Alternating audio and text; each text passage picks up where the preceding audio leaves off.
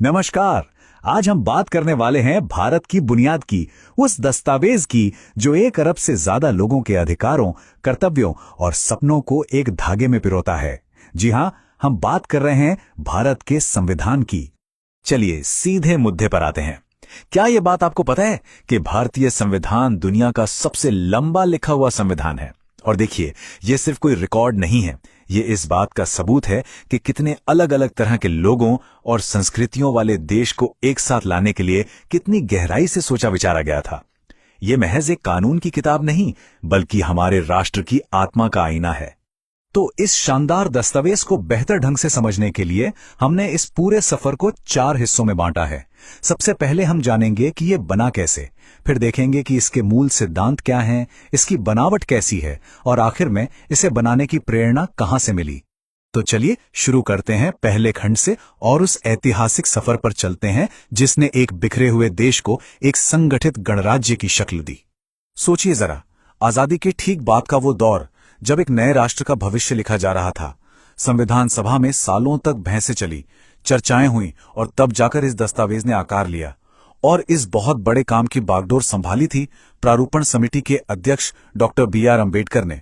वो ऐतिहासिक दिन था 26 नवंबर 1949 जब इसे अपनाया गया, और फिर ठीक 2 महीने बाद 26 जनवरी 1950 को ये पूरी तरह से लागू हुआ और भारत एक संप्रभु गणराज्य बन गया। तो अब जब हम ये जान गए हैं कि यह कैसे बना, तो चलिए इसकी आत्मा को समझने की कोशिश करते हैं। आखिर वो कौन से सिद्धांत हैं जो इस संविधान को इसका एक अनोखा व्यक्तित्व देते हैं?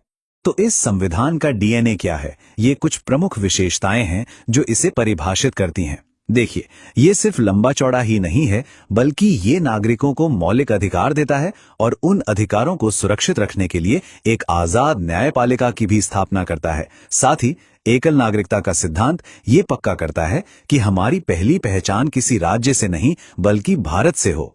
यहाँ एक बहुत ही दिलचस्प बात है, एकात्मक सुविधाओं के साथ संघीय प्रणाली। इसका मतलब क्या है? अच्छा, आसान शब्दों में कहें तो शक्ति केंद्र और राज्यों के बीच बटी हुई है। लेकिन जब बात राष्ट्रीय सुरक्षा जैसे बड़े मुद्दों की आती है, तो एक होकर काम करने के लिए केंद्र सरकार के पास ज्यादा अधिकार होते हैं। ये हमारी विविधता में एकता बनाए रखने का एक शानदार संतुलन है। चलिए अब इस दस्तावेज के पन्ने पलटते हैं और देखते हैं कि इसकी बनावट अंदर से कैसी है। हमारा संविधान कोई पत्थर की लकीर नहीं है, ये एक जिंदा सांस लेता हुआ दस्तावेज है और ये आंकड़े इसी बात का सबूत हैं। जब ये बना था तो इसमें 395 अनुच्छेद थे, जो अब बढ़कर 470 से भी ज्यादा हो गए हैं। ये बदलाव कोई संयोग नहीं है, बल्कि ये संविधान की उस क्षमता को दिखाता है जो इसे एक बदलते हुए राष्ट्र की जरूरतों के साथ खुद को ढालने की ताकत देता है। तो आखिर इतनी बड़ी किताब में है क्या? चलिए कुछ सबसे जरूरी हिस्सों पर नजर डालते हैं। भाग 3, जिसे अक्सर संविधान का दिल भी कहा जाता है, वो उन मौलिक अधिकारों की गारंटी देता है जो भारतीय लोकतंत्र की जान है। वहीं भाग 4 सरकार के लिए एक रोड मैप की तरह है, जो एक कल्याणकारी राज्य बनाने का रास्ता दिखाता है। और भाग 5 और 6 मिलकर केंद्र और राज्य सरकारों के पूरे ढांचे को समझाते हैं। और अब आते हैं हमारे सफर के आखिरी हिस्से पर, इसकी विरासत। ये जानना बड़ा दिलचस्प है कि आखिर दुनिया के सबसे बड़े लोकतंत्र की नींव रखने वाले इस दस्तावेज की प्रेरणा आई कहां से थी। हमारे संविधान निर्माताओं ने वाकई एक बेहतरीन काम किया। उन्होंने दुनिया भर के बेहतरीन संविधानों को परखा।